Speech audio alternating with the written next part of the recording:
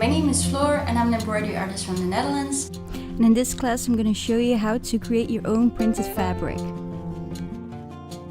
With the help of Spoonflower, it's a site where you can create your own custom fabric with a repeat pattern or just a single swatch.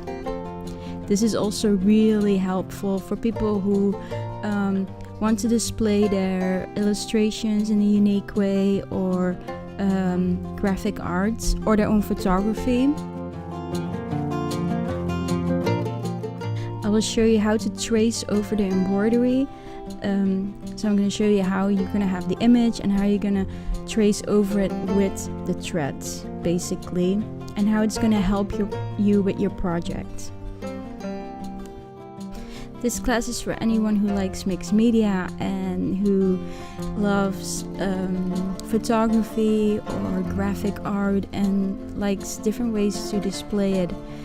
And there are so many options, and I would love to show you how many options there are and how easy it is to do it.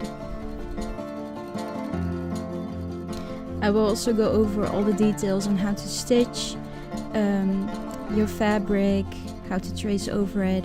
And in the project section, you can upload your own photography, your own picture, and I will give you all the details on which colors to use, which DMC colors you can use for your project.